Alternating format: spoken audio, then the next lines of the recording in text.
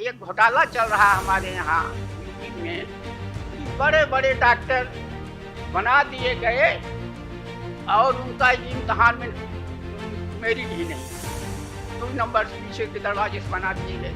करीब 15-20 जजों का एक समूह आया और वो गया 15 दिन के लिए आया था। गया से राजगृह तक जो है पैदल मार्च किया। लोगों ने उनसे पूछा कि भाई ये आप पैदल यात्रा क्यों कर रहे हैं? तो उन्होंने बताया इस रास्ते से भगवान बुद्ध गए थे, भगवान बुद्ध के चरण पड़े हुए हैं और भगवान बुद्ध बहुत ही तार्किक थे, बहुत ही कल्याणकारी उनके विचार थे और वो तर्क पर ही ज़्यादा जोर देते थे। सत्य तक पहुंचने के लिए तर्क की नितांत आवश्यकता है।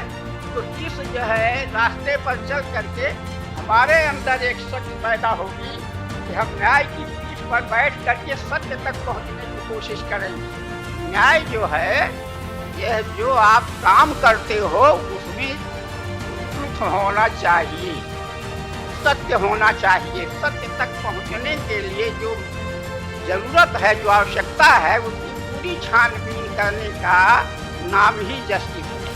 आजकल आपको मालूम होना चाहिए कि अमेरिका में शिक्षा का बजट सबसे अधिक है। शिक्षा, डिफेंस और हेल्थ, ये 3 चीज़ों पर वहाँ पर बजट सबसे अधिक है कि लोग शिक्षित हों। पढ़ा मोर बबुआ कलमिया में जान बा, पढ़ा मोर बबुआ कलमिया में जान बा।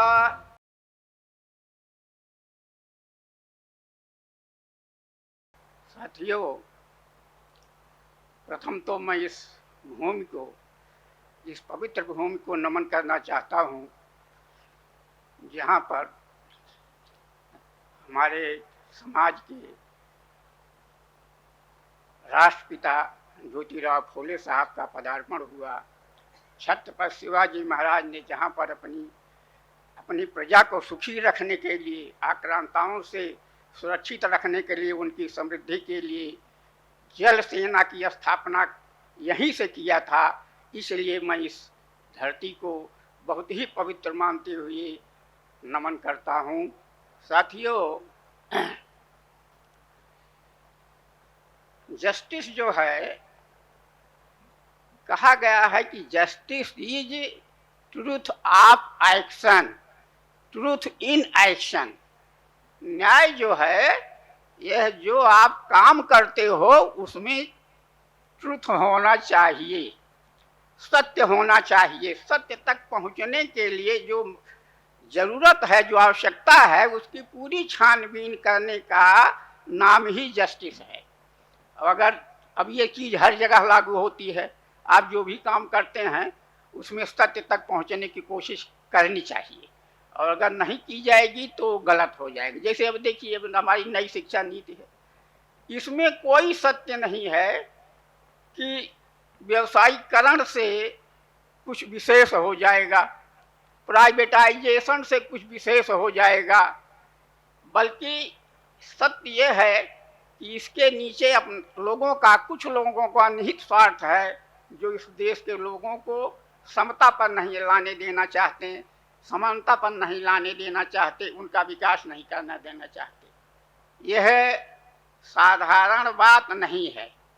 हमारे समाज के लोगों ने इस सत्य तक पहुंचने के लिए बड़े बड़े कुर्बानियाँ दिया, बड़े बड़े बलिदान दिए। मैं एक उदाहरण देना चाहता हूँ। जजेज का, सिंगापुर का वो देश है हमारी समझ से, वहाँ के जजों का करीब 15-20 जजों का एक समूह आया और वो गया 15 दिन के लिए आया था। गया से राजगृह तक जो है पैदल मार्च किया। लोगों ने उनसे पूछा कि भाई ये आप ये पैदल यात्रा क्यों कर रहे हैं?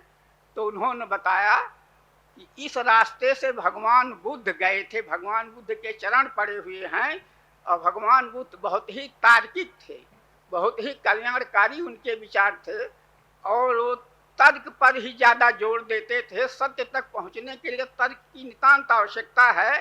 तो इस जो है रास्ते पर चल करके हमारे अंदर एक शक्ति पैदा होगी कि हम न्याय की पीठ पर बैठ करके सत्य तक पहुंचने की कोशिश करेंगे, मैक्सिमम कोशिश करेंगे सत्य तक पहुंचने के लिए कि सच क्या है, यह समझ में आ जाए और तदनुसार दंड दिया जाए। अब देखिए जैसे अभी बिल्किस बानो वाला मामला चल रहा, क्या सच तक पहुंचने की कोशिश की गई? नहीं कोशिश की गई। अगर कोशिश किए होते तो मुलजिम जो है छूट नहीं पाते, लेकिन कोशिश नहीं की गई। तो सच तक पहुंचने की कोशिश करने के लिए वहां के जजेज ने इतनी लंबी यात्रा पैदल किया और वहां की सरकार ने इसे अलाउ किया। हमारे यहाँ की सरकार अगर होती शायद ये अलाउ नहीं करती कि अरे भगवान बुद्ध के रास्ते पे जा रहे हो, बिना मतलब जो है आपको तो इस रास्ते पे आना है। तो जो रास्ता ये बनाया गया है हमारे बच्चों का, हम क्या बतावें। एक महिला हमारे समाज की वह पूरे महीने झाड़ू पोंछा बर्तन करती है, 2000 रुपए पाती है। अब जो स्कूल की फीस है, 2-2.5 वर्ष 3 वर्ष का जो बच्चा है उसकी फार्म की फीस एडमिशन के लिए 3000 रुपए है। 3000 रुपए एडमिशन की फीस है और बाकी फीस 5000-6000 रुपए महीने की है। क्या दे पाएगा हमारा गरीब परिवार का आदमी जो झाड़ू पोछा करके 2000 रुपए कमाती है? इससे बड़ा काम करने के लिए इजाजत नहीं है। कहते हैं अयोग्य लोग हैं, झाड़ू पोछा के लिए योग्य हैं, सेवा करने के लिए योग्य हैं, पैर दबाने के लिए योग्य हैं। अव्वल तो पैर छूने भी नहीं देते, लेकिन जरूरत पड़ जाए तो चलो ऐसे ही काम देते हैं। तो हमें काम न कर सकें, हमारा मानसिक विकास न हो सके, हमारा सामाजिक विकास न हो सके, उसमें अवरोध पैदा करने के लिए सारा उपाय किया जा रहा। प्राइवेटाइजेशन, व्यवसायीकरण, संघीकरण, कि आप सोचे न सको कि रास्ता क्या है। वो है ना कि चले जा रहे हैं कहाँ जाने वाले, पता ही नहीं है कि जाना कहाँ है। हमारे लोग ऐसे अंधेरी गली में छोड़ दिए जा रहे हैं कि उन्हें पता ही न चले कि कहाँ जाना, बस चलना है, चलते जा रहे हैं। इसलिए यह शिक्षा नीति लाई गई है। इतनी फीस बढ़ा दो, टीचर न जाए, रिजल्ट ऐसे दे दो, 2 नंबर के रिजल्ट बन रहे हैं। बताइए, आशुतोष का एक घोटाला चल रहा हमारे यहाँ यूपी में कि बड़े बड़े डॉक्टर बना दिए गए और उनका इम्तहान में मेरिट ही नहीं थी, 2 नंबर पीछे के दरवाजे से बना दिए गए। तो जब ये हालात है और हमारे लोग जो है अयोग्य हैं, तो इस योग्यता को हमें कभी नहीं स्वीकार करना चाहिए। हम तो भगवान बुद्ध के फॉलोअर हैं, बाबा साहब के फॉलोअर हैं, हम उन्हीं के रास्ते पे चलने वाले हैं। साथियों, अमेरिका के राष्ट्रपति ने एक बार ये कहा कि हमें दुनिया का सबसे मजबूत और सबसे विकसित देश बनना है। तो उन्होंने बड़े बड़े लोगों को, पढ़े लिखे लोगों को, विद्वानों को अपने यहाँ के बुलाया और चर्चा किया कि हम जो है सबसे विकसित देश कैसे हो सकते हैं। तो वहाँ के लोगों ने राय दिया कि पढ़ाई लिखाई अच्छी हो तो ये हो सकता है। तो कहा इसमें तो बहुत टाइम लगेगा। कहा हाँ टाइम तो लगेगा भाई, इतना तैयार करने में टाइम लगेगा। कहा तब ये तो ठीक है, ये काम तो चलाया जाए, शिक्षा पर बजट बढ़ाया जाए। आजकल आपको मालूम होना चाहिए कि अमेरिका में शिक्षा का बजट सबसे अधिक है। शिक्षा, डिफेंस और हेल्थ, ये 3 चीज़ों पर वहाँ पर बजट सबसे अधिक है कि लोग शिक्षित हों। लेकिन उन्हें कहा कि ये हमें इसको तैयार करने में बहुत समय लगेगा, अगर खुद तैयार करेंगे। तो उन्होंने कहा और क्या उपाय हो सकता है। तो कहा कि विद्वान तो हैं दूसरे देशों में हैं, कहा बुलाओ उनको। तो कहा भाई आए न आए, अरे आएंगे कैसे नहीं, जब हम उन्हें दुगनी तिगनी तनख्वाह देंगे तो आएंगे।